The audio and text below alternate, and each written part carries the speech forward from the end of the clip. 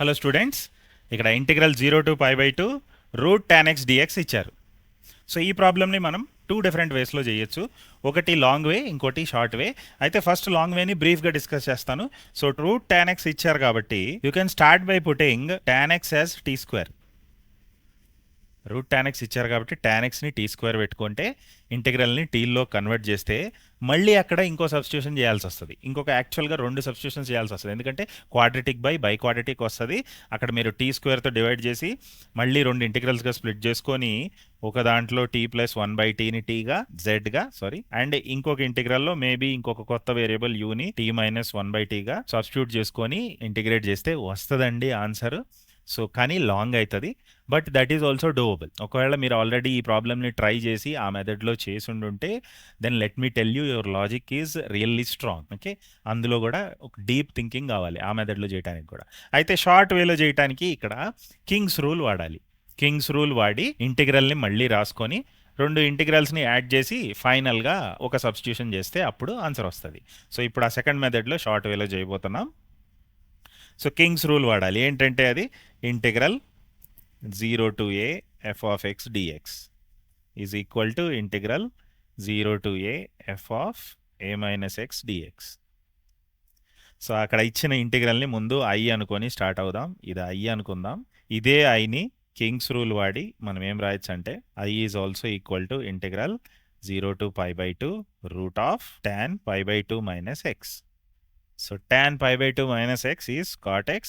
So integral 0 to π/2 root cot x dx. I is root tan x dx and also root cot x dx. ఇప్పుడు ఈ రెండు ఐల్ని add చేద్దాం.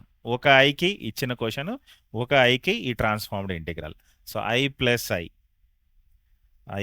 I ఒక ఐకి లోపల రూట్ tan, ఇంకొక ఐకి లోపల రూట్ కాట్. ఇప్పుడు లిమిట్స్ సేమ్ ఉన్నాయి కాబట్టి ఆ రెండు ఎక్స్ప్రెషన్స్ని యాడ్ చేసుకొని సింగిల్ ఇంటిగ్రల్ చేద్దాం. So 0 to π/2 root tan x plus root cot x dx. ఇదంతా ఇప్పుడు 2i అవుతుంది. ఇప్పుడు ఈ root tan x plus root cot xని సైన్ కాసుల్లోకి మార్చుకొని కామన్ డినామినేటర్ తీసుకోవాలి. Okay, so 0 to π/2 root tan x is root sine by root cos plus root cot is root cos by sign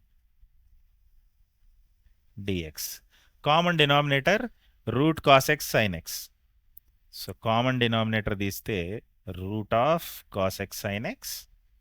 పైన న్యూమరేటర్లో ఈ ఫస్ట్ న్యూమరేటర్కి రూట్ sin x మల్టిప్లై అవుతుంది, second న్యూమరేటర్కి రూట్ కాస్ x మల్టిప్లై అవుతుంది.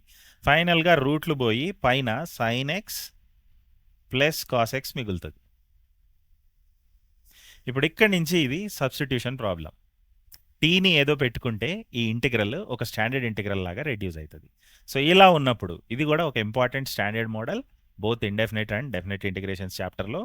So ఇలా ఉన్నప్పుడు టీని ఏం పెట్టుకోవాలంటే అక్కడ న్యూమరేటర్లో సైన్ ప్లస్ కాస్ ఉంది కాబట్టి ఇప్పుడు మనం టీని సైన్ మైనస్ కాస్ పెట్టుకోవాలి. Sign X minus cos X పెట్టండి టీని. ఎందుకంటే ఇప్పుడు దీన్ని డిఫరెన్షియేట్ చేస్తే అక్కడ న్యూమరేటర్లో ఉన్న ఎక్స్ప్రెషనే వస్తుంది.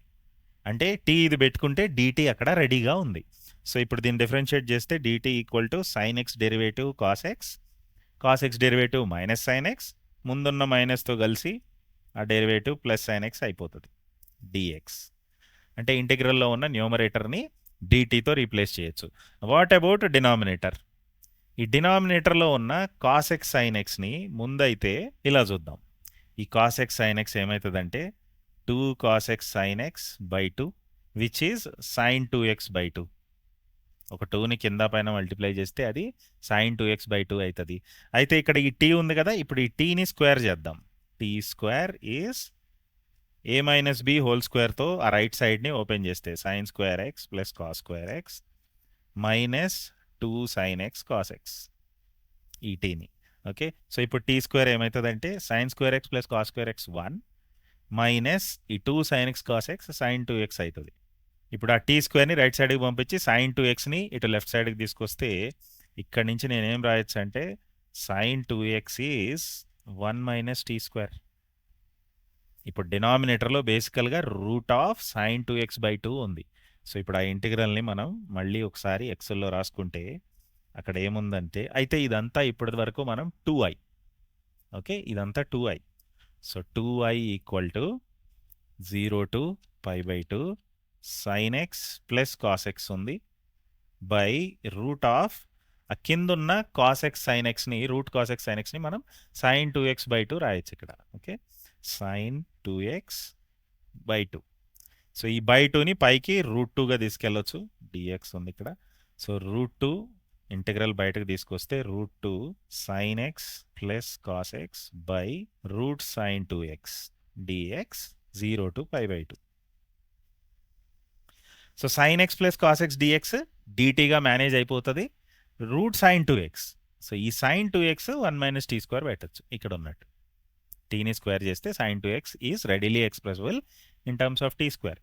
సో ఇంటిగ్రల్ మొత్తానికి టీల్లో ఎలా అవుతుందంటే పైన ఉన్న numerator is simply dt by root of ఈ sin 2x 1 - t² అవుతుంది. అయితే టీ ఆ ఎక్స్ప్రెషన్ పెట్టినప్పుడు లిమిట్స్ కూడా మారుతాయి కదా. సో లిమిట్స్ ఏమవుతాయి అంటే ఇక్కడి నుంచి టీ అప్పర్ లిమిట్, టీకి అప్పర్ లిమిట్, టీకి లోవర్ లిమిట్ రెండు మారుతాయి. సో టీ అప్పర్ లిమిట్కి ఎక్స్ అప్పర్ లిమిట్ సబ్స్టిట్యూట్ చేద్దాం. X upper limit is π/2. So ఇందులో sin π/2 minus cos π/2. T upper limit will be sin π/2 minus cos π/2. 1 - 0 1 అవుతుంది. ఇంకా t lower limit TL sin 0 minus cos 0, sin 0 0 minus cos 0 మైనస్ 1. So ఇప్పుడు కొత్త limits టీకి -1 to 1 అవుతాయి. And already standard integral వచ్చేసింది ఇక్కడ dt by a² minus t² లాగా ఉంది, which is sine inverse t. So √2 sine inverse t అవుతుంది. ఇప్పుడు ఇందులో మనం లిమిట్స్ పెట్టటం -1 to 1. అయితే ఇదంతా 2i. మనం క్యాలిక్యులేట్ చేయాల్సింది జస్ట్ i. మనం అనుకున్నది i, ఆ ఇంటిగ్రల్ని. సో జస్ట్ i వాల్యూ ఇవ్వాలి. So 2i equal to √2 upper limit substitute చేస్తే sine inverse 1 minus lower limit substitute చేస్తే sine inverse -1. So simplify √2 sine inverse 1 π/2 minus sine inverse -1 minus π/2. So √2 times π/2 plus π/2 pi అవుతుంది. So ఇదంతా 2i.